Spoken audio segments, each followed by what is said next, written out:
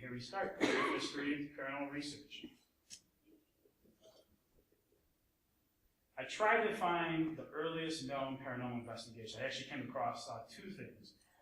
One that we'll be talking about is actually from a Roman senator named Pliny the Younger. Pliny the Younger was born Gaius Caecilius. I'm pretty sure I'm butchering that. He was an author, historian, lawyer, high-ranking government official of ancient Rome. He was a prominent figure and ruled under Trojan. His reign was between 98 and 117 AD. And what brought him into it is he basically was a historian, so he recorded a lot of different things. One of the things that he recorded was, and witnessed, was the eruption of Mount Vesuvius. Thank you.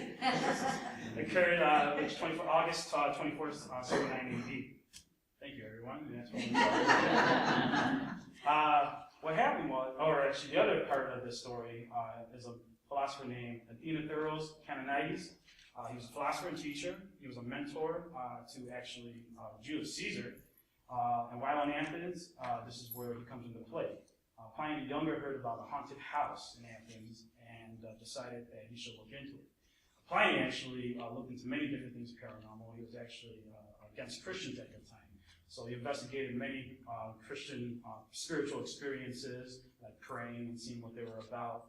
He also sent a lot of people who practiced Christianity to death. So this guy wasn't all that great, but he did do a lot of history, as in writing what he experienced. And that's really what this comes into play, or this where this story comes from, some of his letters that he wrote to many senators and friends and so on. Like I said, he was writing about basically investigation to a haunted house. The philosopher stayed a couple nights into the house, and what his main thing was just to observe and record. While one night that he was trying to write for a philosophy book that he came up with, an apparition of a ghost, or what he considers a ghost, in chains came up to him and decided to have him follow him to a courtyard, which is right here. As he got to the courtyard, he got into a little bit of, I guess he was scared, some kind of feeling came over him, and the next day he ended up getting permission to go ahead and dig it up. What he found there was a body in chains of a previous owner who was murdered. And that would be considered, based off Pliny's records, would be the first ghost hunt overall. Really, during the same time period, there was another Roman leader, and he ended up, the story's like escaping my brain right now. Oh, yes. What he ended up doing was he was having a war, and what he ended up doing was calling the best oracles of the time. And his plan was to find out what his adversary was, what his enemy was doing. So he called the oracles, and 5 of them, I think there was about 10 actually, but a percentage of them would give somewhat of the same answer. And this is what he took from that, was basically calling upon these oracles and testing which ones would come up with the most closest answer and use them to help further whatever it was, either part of the war or some kind of decision making. And that would be considered the first actual investigation into psychic experiences, or even doing an experiment on psychics. It's very cool that during that time they're very much into experimentation. They're very much into the openness of spirituality. Of course, they had many gods and so on. But it was kind of cool to know that back then they were doing basically what we were doing now. And you can also come to question that they're still kind of doing the same thing. Some of the earlier considerations of ghosts, ghost researchers, or ghost hunters and paranormal researchers, clergymen, medicine men, shamans, witch doctors. This was, of course, occurring throughout history. Anyone basically who was trying to find the answer of what this whole thing is all about could be basically a paranormal researcher, really looking into what life's all about. Of course, vampires and werewolf hunters. There is evidence of the word vampire written around the 11th century, most likely referring to someone who belongs to a certain belief system or practice certain rituals. From that right there point of history, you can tell the evolution of the vampire changed. Here they're talking about people who were part of some kind of a cult that were considered vampires, and these people, vampire hunters, would come out and try to tell basically investigate which occults were out in that area. Professional vampire hunting occurred mostly in Eastern Balkans, somewhere between 800 to 1,000 years ago, and this, of course, would be considered present-day Bulgaria. Oops. There we go. Right now we do have a research society, the Vampire Research Society, aka the International Society for Advancement of Irrefutable Vampirology and Lycanthropic Research. It evolved out of the British Occult Society during 1860 and 1988, which they existed till then. And of course, what they started, the Vampire Society, was back in the 1970s. So actually, it was fairly new that they even came up with a Vampire Research Society during that time. I don't know if anyone's ever heard of the Highgate Vampire in London. This is probably one of the reasons why this is even developed, was actually during the same time period there was a story, claims of a vampire that was attacking people in this particular area. Well, the only reason why it became even known was a couple people started investigating it, and it turned out that maybe that whole story was actually fake. If you want to go look at it, it's called the Highgate Vampire.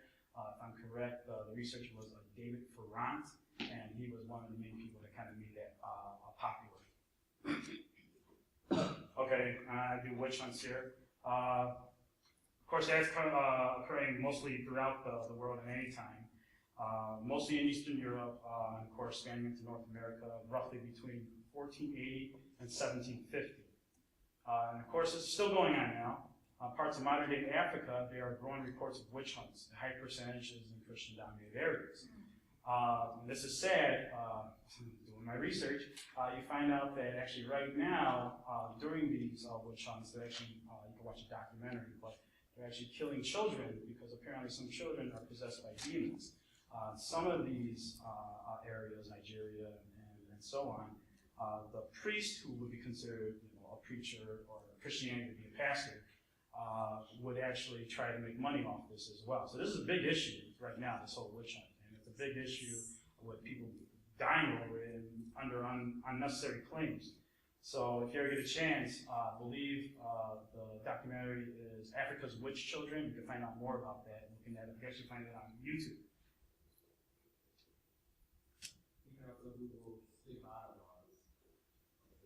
There you go. Before, go ahead. Oh, stigmata laws? Yes. What really kicked off, at least my research, was the spiritual movement is what really started this scientific approach to the paranormal research. The movement was a reaction to the religion of spiritualism, which basically spiritualism is the belief system that focuses on being able to communicate with relatives and or spiritual entities. This is usually done through a seance, and that's what kind of divides this between other spiritual and religious beliefs, is that they focus on a medium of some sort. Some of the individuals who were involved were also anti-slavery and for women's rights, and of course these individuals were often women. Even though that the majority were women, there were two major factors that were involved. Two men actually, named Emanuel Swedenborg and Franz Mesmer. And I hope that last name of Mesmer kind of brings up something. Swedenborg, born January 29, 1688, was a Swedish scientist and philosopher, mainly an inventor and scientist. You actually see a lot of this recurring in people who were scientists or some kind of researcher before and got into some paranormal research. During the 1730s, Swedenborg undertook many studies of anatomy and physiology. He had the first anticipation, as far as we know, of what the neuron concept is, so he was already coming up with ideas on how our brain works. It was not until a century later that the science recognized the acceptance of nerve cells. He also had ideas about the cerebral cortex, the hierarchical organization of the nervous system, and the localization of the cerebral spinal fluid and the functions of the pituitary gland. In the 1730s, Swedenborg also became increasingly interested in spiritual matters and was determined to find a theory which would explain how matters relate to the spirits. Swedenborg's desire to understand the order and purpose of creation first led him to investigate the structure of matter and the process of creation itself. Through his research, he claimed to communicate with spirits while awake, described the structure of the spiritual world. Two of the features his particular views resonated, or two of these features that the spirituals resonated with, was not that there wasn't a single hell and a single heaven, and actually later on we'll probably be able to discuss some of those ideas of what this